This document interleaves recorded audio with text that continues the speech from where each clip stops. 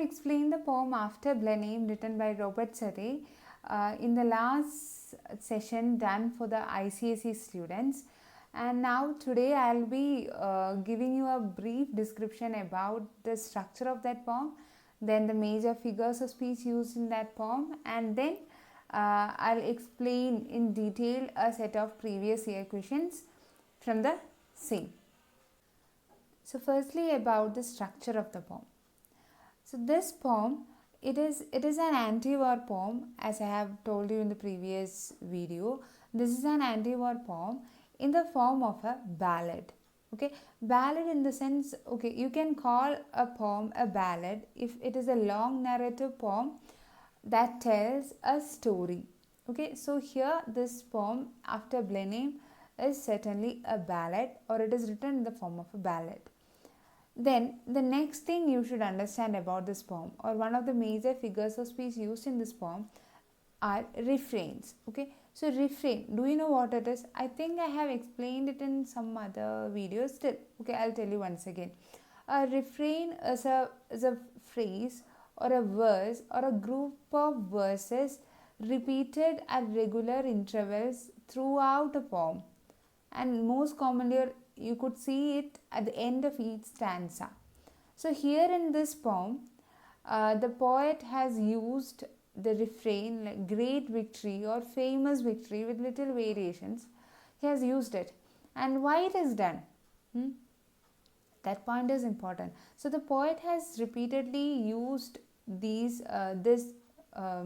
particular phrase to tell us about the ignorance and the complacency of the common man about the purpose of the war, and has only knowledge that like the war was won by his country, and that victory was a good one. Okay, so here Robert Surrey has used refrains in this poem. Then one other thing I should tell you is that this poem is ironical. Why it is ironical?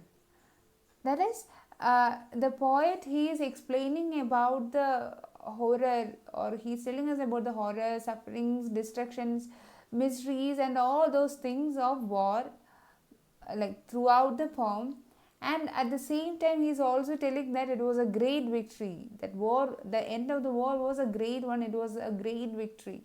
So that is certainly ironical, right? Two contrasting things, like, so it is really ironical. So this is the basic figures of speech used in this poem. You have alliteration in it that you can check yourself. Then you can, you can try to find out the rhyme of the poem. Everything can be done. Figures of speech part, this is enough. Now we'll discuss a set of questions. That is, this is from the 2019 board paper, and there is just one set of question I have to explain, and it's a very simple set, and this is also an extract based question. Like usually from the poem part you will get only extract based questions, so you will have 4 3 marks questions and then 1 4 marks question. So let us see. Listen to the extract first. I'll read it. Now tell us what it was all about. Young Peterkin, he cries, and little Wilhelmine looks up with wonder-waiting eyes. Now tell us all about the war and what they fought each other for. So I'll tell you the stanza number. It is 1, 2, 3. Yeah, the 5th stanza. Okay, I'll read it once again. Now tell us what it was all about. Young Peterkin, he cries, and little Wilhelmine looks up with wonder-waiting eyes. Now tell us all about the war and what they fought each other for. So now we have 5 questions based on the stanza. I'll read it one by one. Okay. The first question, who are Peterkin and Wilhelmine? How does the poet describe the scene at the beginning of the poem? I'll read it once again.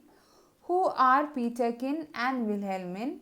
How does the poet describe the scene at the beginning of the poem? So who are Peterkin and Wilhelmine? Peterkin is a young boy and Wilhelmine is a young girl. They are siblings and are the grandchildren of old Casper. Fine. Then the second part of that question, same question, how does the poet describe the scene at the beginning of the poem? So for this answer, you have to see into the first stanza of the poem. That is, so in the first stanza it is given, it was a summer evening, and then the sun was about to set, and then what else? Old Casper was sitting in front of his cottage with his grandchildren playing near him. So, okay, you can also add like there was greenery. There was also like the poet is also telling us about the greenery there. Okay, so that is the answer. First, one thing you should not miss is that it was a summer evening. Then the other part is, the sun was about to set. Old Casper was sitting in front of the cottage, and his grandchildren were playing near him in the field. Okay, this should be written. And so here the marks will be divided in such a way that for the first part, that is who are Peterkin and Wilhelmine, they will give 1 mark, and for the other part, the description part, they will give 2 marks. Okay. Now the second question. What did young Peterkin find and where? Describe it. What did young Peterkin find and where? Describe it. So you have the answer for that in the second stanza. What is it? Easy, right? Okay, so you can write that young Peterkin, he found a large round thing while he was playing near the rivulet. So rivulet means what? A very small or a stream, a small stream. So he found a large round thing while he was playing near the rivulet. And then what is the second part? Describe it. So how it was described? See the last line of the second stanza, that is, it was so large, smooth and round. Okay, this is the description, and this will do. Now we'll see the third question. Who is referred to as each other? See in that line,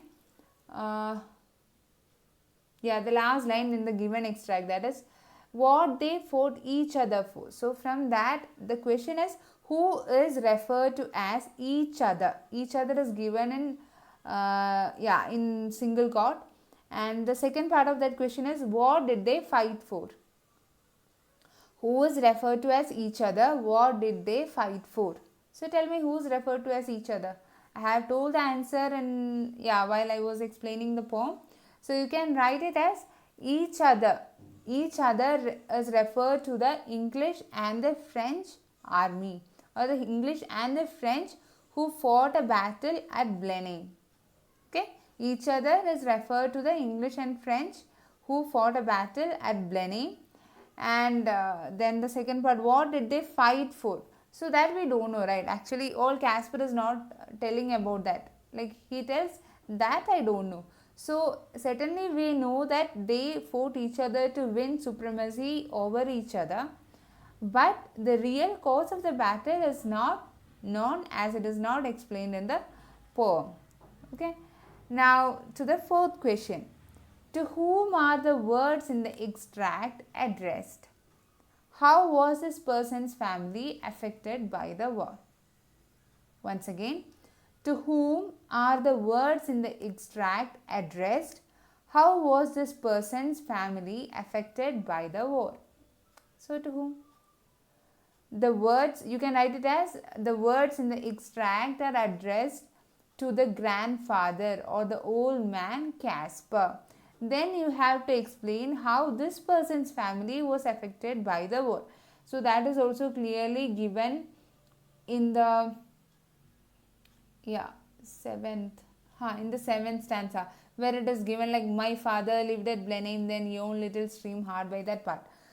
From there it stands. Okay, so you should say that, or you should write that this Casper's family was hit hard by the battle or by the war, and in which his father's house was burned. yeah, it was like it was burned down, and then he was forced to run away with his family, that is with his wife and child. Then he had no place to take shelter. So this was what happened to this Caspar's family. So that is the answer for the fourth question. Now the fifth one, that is a 4 marks question. What, according to the poet, are the consequences that are often associated with great and famous victories? It has one more part, that is, what message does the poet want to convey to the readers? So it is a bit long question. I will read it once again. What, according to the poet, are the consequences that are often associated with great and famous victories? What message does the poet want to convey to the readers? So, yeah, so that is also given clearly in this poem. So you can write it as, like, here the poet, according to the poet, a war is always accompanied with destructions, horror, then what, so much of miseries, sufferings, then disorders of life, and so much of death of innocent people. But the poet says that, like, these are all very common. Okay, these are all these are all very common, or these are the consequences which are associated with almost all the battles or wars, or with very great and famous victories that you should write. Don't forget, you should write that, like the horror, the destructions, then the miseries, sufferings, disorder of life, then death of innocent people. These are the consequences of war, or consequences of a battle that are associated with great and famous victories. Then what message does a poet want to convey to the readers? So for this part, to write the answer for this part, you can refer to the box given just given in the beginning of that poem in your textbook. That is, in that box it is clearly explained, and even I have explained it in our last session. So you can write that the poet want to convey, or the poet want to tell us about the uselessness of war or the futility of war. And then we can also say that he want to say that the wars are senseless, futile and evil, that in war there are no real winners. Okay, then he also, as I said in the beginning, he also want to point out the fact, or he also want to tell us about the ignorance and complacency of the common man. They are not aware about the real cause of a war, but they are very proud to tell that their country won the war, and they consider it as a great victory. Okay, so they are really unaware of the causes or the results. Okay, and they don't even know why or for what the war was fought for. Okay, so this way, for that you have to write a little of your own, and certainly you can refer to the first box given, the box given just in the beginning of the poem. So that's it. And this poem was not asked in this 2020 paper or 2029 standards board paper also. So we have just one set to discuss. I hope it is all clear to you. So listen to the video and write the answers, and try to make those answers perfect. So we'll meet soon with another interesting topic. Until then, bye. Take care.